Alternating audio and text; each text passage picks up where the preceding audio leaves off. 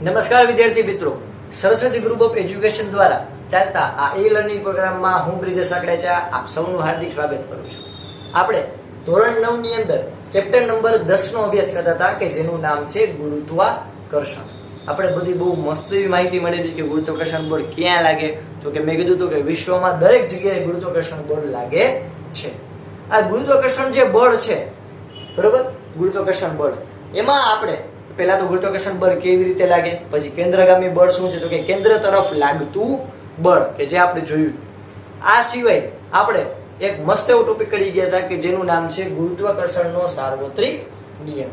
Okay, આ નિયમ ક્યાં ઉપયોગી છે, તો કે તમારે કોઈ પણ બે પદાર્થો વચ્ચે, જેમ કે બે ખુરશી વચ્ચે લાગતું ગુરુત્વાકર્ષણ બળ, ખુરશી અને જમીન વચ્ચે લાગતું ગુરુત્વાકર્ષણ બળ, ખુરશી અને દિવાલ વચ્ચે લાગતું ગુરુત્વાકર્ષણ બળ, આવી રીતે તમારો મોબાઈલ છે, તમારા મોબાઈલથી દિવાલ વચ્ચે લાગતું ગુરુત્વાકર્ષણ બળ, તમારે ઇન શોર્ટ કોઈ પણ બે પદાર્થો વચ્ચે ગુરુત્વાકર્ષણ બળ મેળવવું હોય તો તમે આ નિયમની મદદથી મેળવી શકો છો, કે જે આપણને ન્યૂટન નામના વૈજ્ઞાનિકે બહુ સારી રીતે વર્ણવેલું છે. ઓકે, એ ભાઈ આપણને શું કીધું, તો કે હું અહીંયા કોઈ બે પદાર્થ લઉં, એક પદાર્થનું દળ છે કેપિટલ એમ, બીજા પદાર્થનું દળ છે કે સ્મોલ એમ, તો આ બે પદાર્થ વચ્ચેનું કેન્દ્રથી કેન્દ્ર સુધીનું અંતર d હોય તો તેમની વચ્ચે લાગતું ગુરુત્વાકર્ષણ બળ એ તેમના દળના ગુણાકારના સમપ્રમાણમાં અને તેમની વચ્ચેના અંતરના વર્ગના વ્યસ્ત પ્રમાણમાં જોવા મળે છે. એના ઉપરથી આપણે અચળાંક દૂર કરી, આ ચલે છે નિશાન દૂર કરી એટલે આપણે એક અચળાંક મૂકવો પડે જેનું નામ છે कैपिटल जी. आजकल किसी को भी पार्ले जी कहते हैं, पबजी कहते हैं किसी गेम को, तो इसको तो हमें जी कहना ही पड़ेगा. तो આ जी એટલે ગુરુત્વાકર્ષણનો સાર્વત્રિક અચળાંક. આટલું ક્લિયર છે પેલા વિદ્યાર્થી મિત્રો? ચાલો હવે તો કે આના ઉપરથી આપણને ખબર છે કે આ બળ છે, બળનો એકમ શું થાય? ન્યૂટન. એનો મતલબ એમ કે આ ગુરુત્વાકર્ષણ બળ છે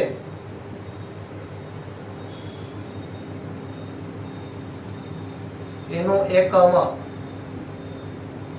શું થશે? ન્યૂટન. ગુરુત્વાકર્ષણ બળનો પણ એકમ શું થશે? ઇન શોર્ટ વિશ્વમાં કોઈ પણ બળ હોય એનો એકમ શું થતો હોય છે? ન્યૂટન. ઓકે, તો ચાલો આપણને આના એકમની ખબર. હવે આપણે જી ગોતવું હોય તો, જી વિશે સમજવું હોય તો કે જી એટલે ગુરુત્વાકર્ષણનો સાર્વત્રિક અચળાંક. તો જો અહીંયા આપણે એના વિશે માહિતી મેળવી. તો અહીંયા જી ને હું સૂત્રનો કરતા બનાવું તો જો આ d² છે ભાગાકારમાં બરાબર ઓલી બાજુ અગાસી ફેંકે તો ક્યાં આવી જશે? ગુણાકારમાં આવી જશે. તો f * d² બરાબર g capital M small m આવું થઈ જશે. ગમ આવી ગયું ભાઈ. આટલું પહેલા ક્લિયર થયું. હવે આમાંથી હું g ને સૂત્રનો કરતા બનાવું, કેને? g ને. તો g ને સૂત્રનો કરતા બનાવું તો આ બે ગુણાકારમાં બરાબર ઓલી બાજુ પાણી ફેંકે ક્યાં આવી જાય? વંડામાં, એટલે કે છેદમાં. તો f * d² છેદમાં કેપિટલ M * સ્મોલ m.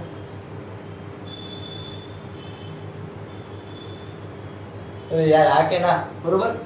તો જો આ છે, આને કહેવાય ગુરુત્વાકર્ષણનો સાર્વત્રિક અચળાંકનું સૂત્ર, એટલે કે g નું સૂત્ર. હવે આનો એકમ અગત્યનો જો, હવે ક્વેશ્ચન અગત્યનો આ મસ્તીનો, તો કે g નો એકમ શું થાય? એટલે કે આ અચળાંકનો એકમ શું થાય? તો કે જો આ અચળાંકનો એકમ g નો એકમ શું થશે? તો કે તમને આ સૂત્ર આવડે તો તમને એનો આનો એકમ બનાવતા આવડે. જેમ કે આ f એટલે, તો કે f કેનો f નો એકમ શું થાય? તો કે ન્યૂટન. d² એટલે કે અંતર, તો અંતર નો એકમ છે મીટર. અરે યાર, અંતર એટલે લંબાઈ કેમાં માપવામાં આવે? લાવ મીટરમાં. તો metre no square.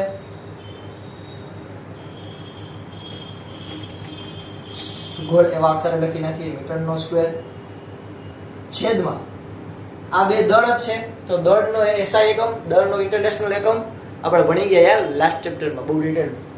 Yes, kilogram. Very good, we are very very હોશિયાર. તો કિલોગ્રામ નો સ્ક્વેર. તો આના ઉપરથી આપણે શું કહી શકીએ? તો કે g નો એકમ થાય ન્યૂટન * મીટર સ્ક્વેર / કિલોગ્રામ નો સ્ક્વેર. क्लियर होता है? क्लियर होता है ना यार? ओके, तो g નો એકમ થાય newton metre square upon kilogram નો સ્ક્વેર. આટલું ક્લિયર થયું? આ g નો ખાસ યાદ રાખજો વિદ્યાર્થી મિત્રો, આ g નો એકમ છે. હવે જો હું કોઈ આવી રીતે પદાર્થ હોય આપણી પાસે, આ એક મિનિટ તેને ઇરેઝ કરનારું.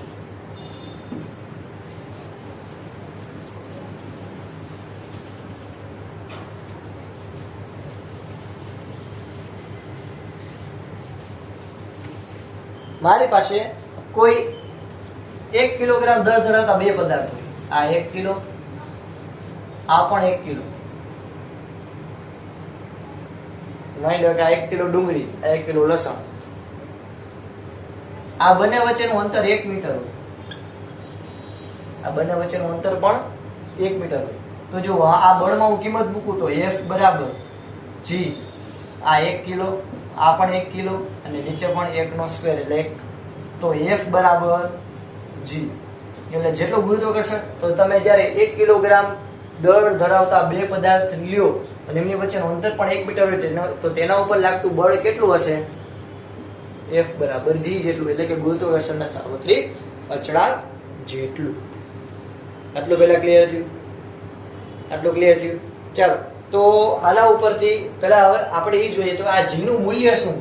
તો યાદ રાખજો ખાસ કે G બરાબર G નું મૂલ્ય 6.67 ગુણ્યા 10 ની માઈનસ 11 ઘાત.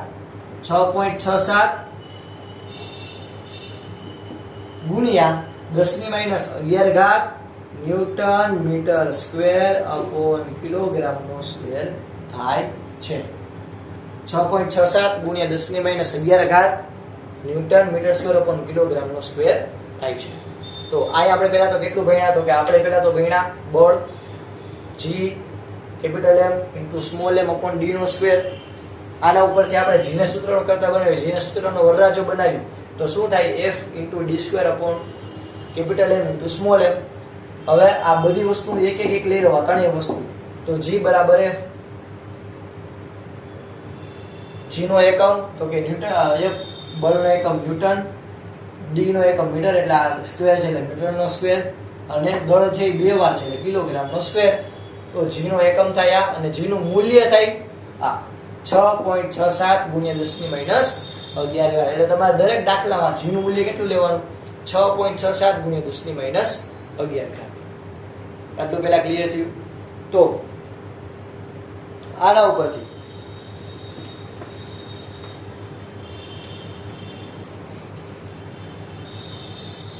પૃથ્વી અને ચંદ્ર વચ્ચે લાગતું ગુરુત્વાકર્ષણ બળનું તમારે સૂત્ર મેળવવું હોય તો પૃથ્વી અને ચંદ્ર વચ્ચે ગુરુત્વાકર્ષણ બળ હોય, પૃથ્વી અને ચંદ્ર વચ્ચે ગુરુત્વાકર્ષણ બળ લાગતું હોય તો એનું તમારે મૂલ્ય શોધવું હોય તો કે જો એનું સિમ્પલ સૂત્ર F બરાબર G. ઓકે, કેની વચ્ચે શોધવું છે? તો કે એક તો આ પૃથ્વી કે જેને હું કહું માસ of earth, M E, E એટલે E for earth Prithvi, M એટલે માસ દળ, પૃથ્વીનું દળ એટલે M E. ચંદ્રનું દળ એને હું કહું moon, mass of moon, M M. એમની વચ્ચેનું અંતર કાંઈક હશે, કાંઈક તો હોય ને D જેટલું. તો આના માટેનું ગુરુત્વાકર્ષણનું સૂત્ર શું લખી શકી? G M E M M છેદમાં D નો સ્ક્વેર, અથવા તો આટલા અંતરને હું કહું R E, આટલાને હું કહું R નો સ્ક્વેર, R કહી દઉં R નો સ્ક્વેર. અને બધું શું લખી શકું? R E નો સ્ક્વેર કહી દઉં. આ શું થઈ જાય? R તો R નો સ્ક્વેર, કોઈ પણ એના લખી શકું. તો પૃથ્વી અને ચંદ્ર વચ્ચે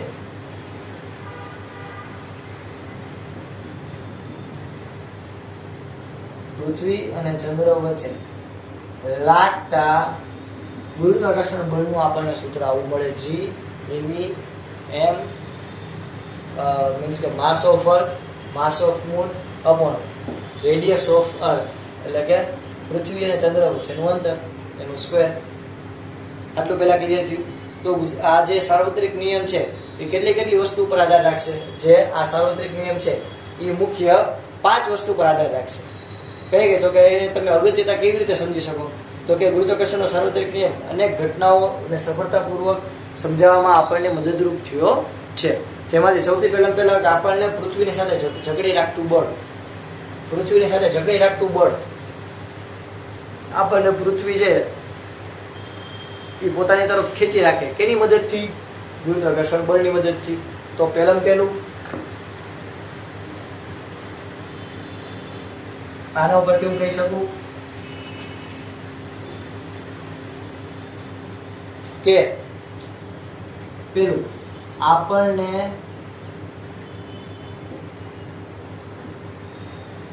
પૃથ્વી તરફ જકડી રાખતું બળ,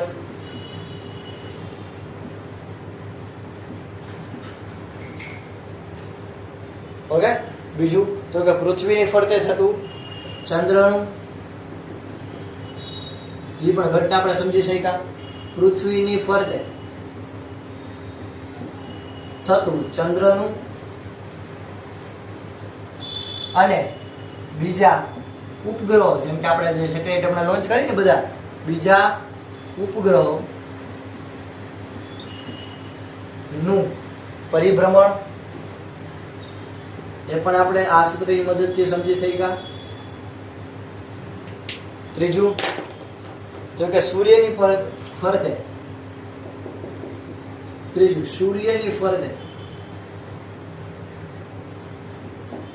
બીજા બધા ગ્રહો જે પરિભ્રમણ કરે,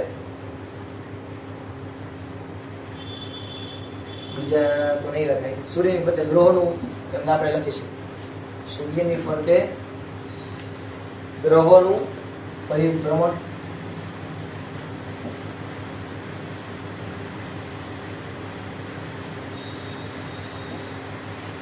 ચોથું,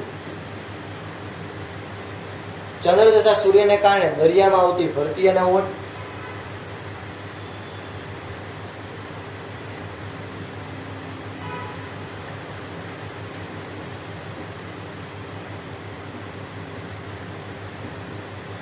ચંદ્ર તથા સૂર્યને કારણે દરિયામાં આવતી ભરતી અને ઓટ.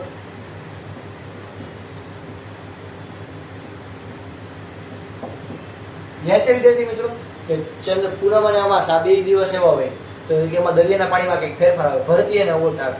તો ચંદ્ર અને સૂર્ય ને કારણે દરિયામાં આવતી ભરતી અને ઓટ. ભરતી એટલે તો કે દરિયાના પાણી આમ નજીક આવે, દરિયા કિનારા તેમ ઉપર, અને ઓટ એટલે તો કે દૂર છે. ભરતી અને ઓટ. ઓકે. આ સિવાય તો કે પૃથ્વીના વાતાવરણનું પૃથ્વી સાથે જકડાયેલું રહેવું તથા પૃથ્વી ઉપર વરસાદ તથા હિમવર્ષા થવી.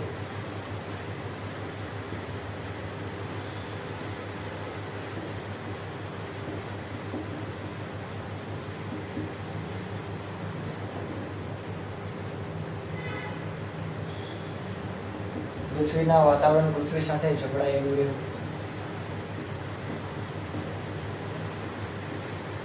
ઓકે. જો આ તમે ધ્યાનથી આ અગત્યનો પોઈન્ટ છે કે આ જે આપણી આસપાસ જે હવા છે, જે વાતાવરણ છે, એ આપણી આસપાસ જકડાયેલું રહે છે. કેને લીધે? કે પૃથ્વી પર જે ગુરુત્વાકર્ષણ બળ લાગે છે એને લીધે. જો પૃથ્વી પર ગુરુત્વાકર્ષણ બળ જ ન લાગે, પૃથ્વી ઉપર ગુરુત્વાકર્ષણ બળ ન લાગે તો જે જેટલી પણ હવા છે એ બધી હવામાં હવા શું થઈ જાય? ઉડી જાય. બધી હવા આકાશમાં ઉડી જાય, અંતરિક્ષમાં વહી જાય. તો અહીંયા કોઈ પણ પ્રકારનું સજીવ જીવી શકે નહીં. એટલે તમે જુઓ કે જેટલા પણ આપણે ગ્રહો મેળવીએ બધામાં ઓલમોસ્ટ ક્યાંય વાતાવરણ નથી, શ્વાસ લઈ શકાય એવી કઈ સુવિધા નથી, એટલે અહીંયા સજીવ સૃષ્ટિ ઉત્પન્ન થઈ નથી. જ્યારે પૃથ્વી જ એક એવું છે, તમે આ કુદરતની કઈ કરિશ્મા તમે કહી શકો કે આમ કેવું આખું મેળ થયું છે કે સૂર્યથી પૃથ્વી એટલા અંતરે જ છે કે એનાથી જો નજીક હોત તો એ ખેંચાઈ જાય, અને દૂર હોત અને નજીક હોત તો ખેંચાઈ જતી તો ઠીક છે, પણ એનું તાપમાન બહુ વધારે હોત, અને જો દૂર હોત તો એકદમ ઠંડી હોત. જ્યારે આપણે જે આ પૃથ્વી જે સ્થાન ઉપર છે એ સ્થાન ઉપર એવો મસ્ત તાપમાનનો એવો કહેવાય ને કે આમ સંબંધ છે કે સજીવો ત્યાં જન્મ લઈ શકે. બીજું તો કે પાણી, મેઇન તો અગત્યનું તો કે જો થોડીક એ પૃથ્વી નજીક હોત તો વરાળ બની જાય, થોડીક દૂર હોત તો બરફ રહી જાય. પણ પૃથ્વી એક એવું સ્થાન છે સૂર્યથી એટલું અંતરે છે કે એ પાણી સ્વરૂપે છે કે જે સજીવ સૃષ્ટિ માટે એક બહુ અગત્યનું પરિબળ છે, સ્ત્રોત છે. તો આવા ઘણા બધા ઘટક ભેગા થયા કે જેથી પૃથ્વી ઉપર સજીવ સૃષ્ટિ શક્ય બની. એમાંનું એક છે વાતાવરણ. હવા જ ન હોય તો એ કઈ સજીવ ન હોઈ શકે. તો આ હવાનું આખું જે સ્તર છે એ પૃથ્વી ઉપર ગુરુત્વાકર્ષણ બળ લાગે છે, પૃથ્વી વાતાવરણને પોતાની તરફ જકડી રાખે છે, ખેંચી રાખે છે, એટલે ગુરુત્વાકર્ષણ બળ લાગે છે કે જેથી વાતાવરણ ઉડી જતું નથી, એટલે હવા ઉપર ઉડી જતી નથી. ઓકે, તો પૃથ્વીના વાતાવરણ પૃથ્વી સાથે જકડાયેલું રહેવું અને પૃથ્વી ઉપર વરસાદ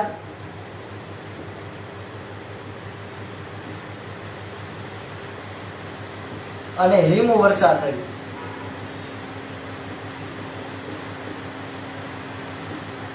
હવે જો પૃથ્વી પર ગુરુત્વાકર્ષણ બળ જ ન હોય તો જે વરસાદ પડે એ વાદળમાંથી જે પાણીના ટીપા પડે એ ગુરુત્વાકર્ષણ બળ જો નીચે ન લાગતું હોય તો ટીપા ક્યાં વયા જાય? ઉપર. તો અહીંયા કોઈ વરસાદ જ ન પડે, તો અહીંયા વરસાદ ન પડે તો એક સમય એવો આવે કે આખો દરિયો ખાલી થઈ જાય.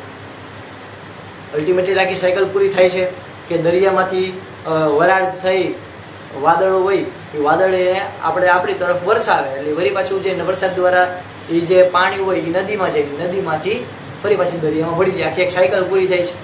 પણ વિચાર કરો કે નકરું આપણે દરિયામાંથી પાણી શોષી જ રાખી તો એક સમય એવો આવશે કે દરિયામાં કંઈ પાણી વધશે નહીં. તો આ પણ બહુ અગત્યનો પોઈન્ટ છે કે ગુરુત્વાકર્ષણ બળ આપણને ખબર પડી તો આપણે આ સમજી શક્યા કે પૃથ્વી પર વરસાદ પડે એ નીચેની બાજુ જ પડે છે અને તેથી આપણે અહીંયા રહી શકીએ છીએ. બીજું હિમવર્ષા થવી એ પણ કઈ બાજુ આવે? નીચેની બાજુ. એટલું ક્લિયર થયું? ઓકે, તો જોઈ લો પહેલા ફટાફટ. તો આપણે આ અત્યારે એ જોયું કે ગુરુત્વાકર્ષણનો સાર્વત્રિક નિયમ છે એની અગત્યતા શું છે.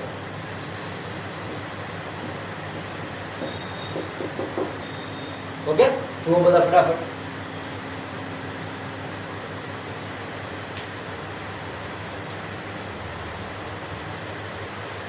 ચાલો હવે તો કે આપણે આ બધું ભણી ગયા, ત્યારબાદ હવે આપણે આપણા નેક્સ્ટ ટોપિક ઉપર આવશું કે જેનું નામ છે મુક્ત પતન. ઓકે, આપણો ટોપિક નંબર છે 10.2 કે જેનું નામ છે મુક્ત પતન. તો મુક્ત પતન પહેલા તો કોને કહેવાય? તો કે હું જ્યારે કોઈ પદાર્થને મૂકી દઉં ઉપરથી નીચે તો ગુરુત્વાકર્ષણ બળને લાગે એ પદાર્થ ક્યાં ગતિ કરશે? નીચે ગતિ કરશે. તો એ પ્રકારની જે ગતિ કરતો હોય એવા પદાર્થને આપણે કેવું કહી શકીએ? મુક્ત પતન કરતો પદાર્થ કહી શકીએ. જેમ કે માની લો કે હું કોઈ પણ વસ્તુ ઉપરથી નીચે પાડું, જેમ કે મેં બોલ પકડ્યો, બોલ નીચેથી ઉપરથી નીચે પાડું તો બોલ નીચે આવશે. તો બોલ નીચે આવ્યો, મુક્ત પતન થયું. એટલે કે નીચે ગુરુત્વાકર્ષણ બળ લાગે છે કે જેને લીધે કોઈ પદાર્થ ઉપરથી ક્યાં ખેંચાય છે? નીચે. જેમ કે માની લો કે હું કરાઈ નહીં એવું પણ હું કોઈ બિલ્ડિંગની માથે ઉભો રહું, ત્યાંથી ટી શર્ટ ઘા કરું તો ટી શર્ટ ક્યાં પડશે? ઉદ્દેશ વાત છે નીચે જ પડશે. ઉડતું જે પણ પડશે તો નીચે જ. તો કેવી રીતે માની લો કે કોઈ પંખો છે હું ખોલું છું ને એમને મૂકી દઉં તો પંખો આખો બુઘડીંગ કરતો નીચે આવશે એટલે કે નીચે પડશે. તો કોઈ પણ વસ્તુ છે નીચે પડે તો એ મુક્ત પતન આપણે કહી શકાય. તો અહીંયા મુક્ત પતન કરતો પદાર્થ કોને કહેવાય? તો કે જ્યારે કોઈ એક પદાર્થ એ કોઈ પણ પ્રકારનું બાહ્ય બળ આપ્યા વગર, એટલે આપણે કાંઈ ઉપર તેમ ધકવાણ જ મારવાનો કે જેથી નીચે જાય, આપણે જસ્ટ એને ખાલી મૂકી દેવાનું, આમ મૂકી દેવાનું, કાંઈ બળ નથી આપવાનું. તો કોઈ પણ પદાર્થ હોય એને આપણે બાહ્ય બળ ન આપ્યું, કોઈ પણ પદાર્થને બાહ્ય બળ આપ્યા વગર અમુક ઊંચાઈથી છોડવામાં આવે ત્યારે તે પદાર્થ પૃથ્વીના ગુરુત્વાકર્ષણ બળને લીધે એ સૂર્ય પથ પર નીચેની બાજુ ગતિ કરે છે. હજી એકવાર આઈ રિપીટ, જ્યારે કોઈ પદાર્થને કોઈ પણ પ્રકારનું બાહ્ય બળ આપ્યા વગર ઉપરથી અમુક ઊંચાઈથી છોડવામાં આવે તો એ પદાર્થ પૃથ્વીના ગુરુત્વાકર્ષણ બળને લીધે કઈ બાજુ ગતિ કરશે? નીચેની બાજુ ગતિ, સૂર્ય પથ પર નીચેની બાજુ ગતિ કરશે. તો પદાર્થની આ પ્રકારની જે ગતિ છે એને શું કહેવાય? મુક્ત પતન ગતિ કહેવાય. ઓકે, શરૂઆત મુક્ત પતન પામતો જે પદાર્થ હશે એ પદાર્થની સ્થિર અવસ્થામાં હોય ત્યારે તેનો પ્રારંભિક વેગ, એટલે કે કોઈ સ્થિર અવસ્થામાં ત્યારે તેનો પ્રારંભિક વેગ શૂન્ય પણ હોઈ શકે. અને પદાર્થને મુક્ત કરતા તે પદાર્થ છે એ કોઈ બળની અસરથી પ્રવેગિત થાય છે. એટલે કે મેં કોઈ પદાર્થને આમ પકડ્યો તો પહેલા એ સ્થિર હતો. જેમ કે માની લો કે મેં કોઈ આવી રીતે કોઈ રૂમાલને આવી રીતે પકડેલો છે તો જો અત્યારના આ રૂમાલ ગતિ નથી કરતો, જો આ એમનું જે મળી કાંઈ હલતું નથી, આ સ્થિર જ છે. તો એનો મતલબ કે અત્યારના રૂમાલ કેવો છે? સ્થિર. તો આનો વેગ પણ કેવો છે? સ્થિર. તો પ્રારંભિક વેગ એટલે કે શરૂઆતનો વેગ કેવો છે? શૂન્ય. હવે જો આને હું નીચે પાડીશ, જો હું આને આવી રીતે નીચે પાડીશ તો આ ફટાફટ નીચે જશે. તો જેમ જેમ નીચે જશે એની સ્પીડ શું થતી જશે? વધતી જશે. જેમ જેમ કોઈ પદાર્થ એકદમ નીચે નીચે નીચે નીચે જાય તેની સ્પીડ શું થતી જાય? વધતી જાય. તો સ્પીડમાં વધારો થાય એટલે કે વેગમાં વધારો થાય તો અહીંયા શું આવે? प्रवेग. मुक्त पतन। आइए हम इस क्रियाकलाप द्वारा मुक्त पतन के अर्थ को समझें। एक टेनिस की गेंद लीजिए और इसे ऊपर की ओर फेंकिए। इसका प्रेक्षण कीजिए। आप देखेंगे कि यह एक निश्चित ऊंचाई तक जाती है और फिर नीचे गिरनी प्रारंभ हो जाती है। पृथ्वी के कारण उत्पन्न आकर्षण बल को गुरुत्व बल कहते हैं। એટલે હું કોઈ પદાર્થ હોય, કોઈ બોલ હોય એને આવી રીતે ઉપરથી હું આવી રીતે આમ નીચે મૂકું તો એ પદાર્થ આવી રીતે આમ નીચે ગતિ કરશે. તો જેમ જેમ આવી રીતે નીચે ગતિ કરશે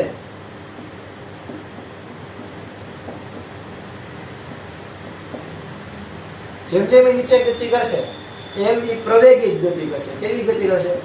પ્રવેગિત ગતિ કરશે. પદાર્થ પ્રવેગિત થશે એટલે કે પ્રવેગી ગતિ કરશે. કેવી ગતિ કરશે? પદાર્થ પ્રવેગિત પદાર્થ થશે એટલે પદાર્થમાં પ્રવેગ ઉત્પન્ન થશે અને પ્રવેગી ગતિ કરશે. પ્રવેગી ગતિ એટલે શું?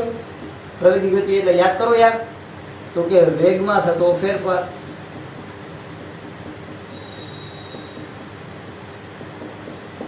એટલે કે એ પદાર્થનો વેગ સતત બદલાતો જશે, સતત આમ જેમ જેમ નીચે નીચે આવશે એનો વેગ વધતો જશે. એટલે કે પ્રવેગી ગતિ કરશે. પણ કેવી ગતિ કરશે? અસર એટલે પ્રવેગિત ગતિ કરશે.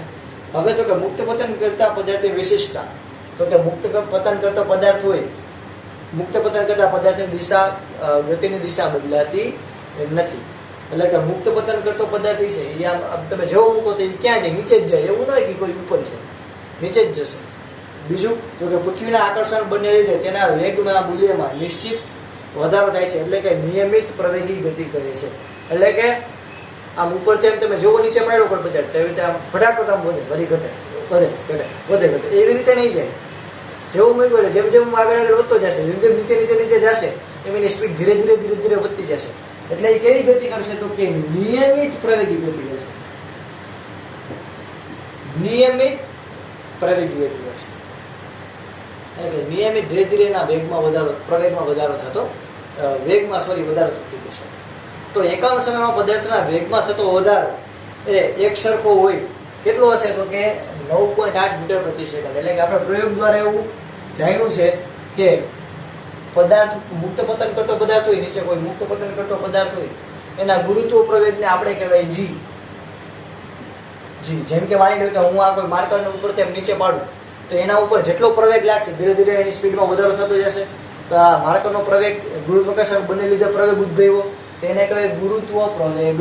શું કહેવાય?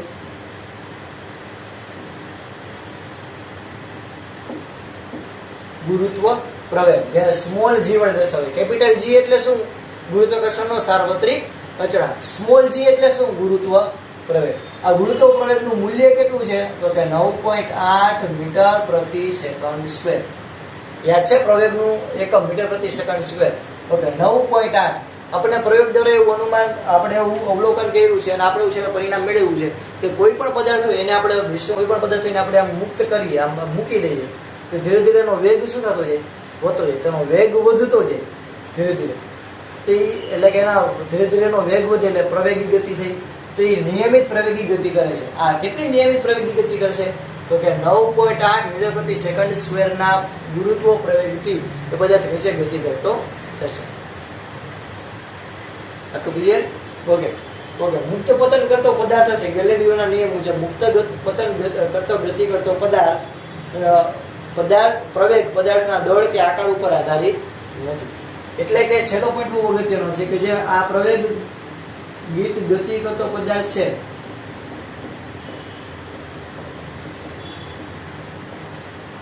એટલે ઉપરથી નીચે નીચે જે પદાર્થ પડે છે એનો જે પ્રવેગ છે, એનો જે પ્રવેગ ધીરે ધીરે એનું મૂલ્યમાં વધારો થાય છે. કેટલો? તો કે 9.8 મીટર પ્રતિ સેકન્ડ સ્ક્વેર. આટલો રહેશે જી ગુરુત્વ. ઈ કોઈ આકાર, કોઈ પણ પદાર્થના આકાર કે કોઈ પણ પદાર્થના દળ ઉપર આધારિત નથી.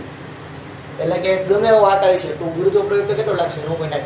એવું નથી ભાઈ તમે વીઆઈપી છો, તમે તો બહુ ભારી પદાર્થ છો એટલે કે તમને 9.8 નો લગાડી. તમે તો ભાઈ હા હલકા મજૂર માણા હો, તમને 9.8 લગાડી. એવું કાંઈ નહીં. વિશ્વનો કોઈ પણ પદાર્થ ઉપરથી આમ નીચે પડશે, મુક્ત પતન કરશે એટલે એના ઉપર કેટલું ગુરુત્વ પ્રવેગ લાગશે? 9.8 મીટર પ્રતિ સેકન્ડ સ્ક્વેર. એટલે કે એટલો એના ઉપર પ્રવેગ ધીરે ધીરે વધતો જશે, એટલો એના વેગમાં વધારો થશે, એટલો એ પદાર્થ પ્રવેગી ગતિ કરશે. કેટલો પ્રવેગ ધરાવતો હોય છે કોઈ પદાર્થ નીચે પડતો હોય છે, કેટલો પ્રવેગ ધરાવતો હોય છે, કેટલો પ્રવેગ? એટલે 9.8 મીટર પ્રતિ સેકન્ડ સ્ક્વેર. આટલું વિદ્યાર્થી મિત્રો. તો આજે આપણે સ્મોલ જી વિશે ભણ્યા, ગુરુત્વાકર્ષણના સાર્વત્રિક અચળાંક વિશે ભણ્યા, એની અગત્યતા ભણ્યા, અને છેલ્લે આપણે મુક્ત પતન કરતા ગતિ કરતા પદાર્થનું આપણે ચર્ચા કરી. એટલું પહેલા વિદ્યાર્થી મિત્રો, આજે કરેલું તમારે બધું બે વાર લખવાનું છે, એકવાર પાકી બુકમાં, એકવાર રફ બુકમાં. જય ભારત, જય હિન્દ.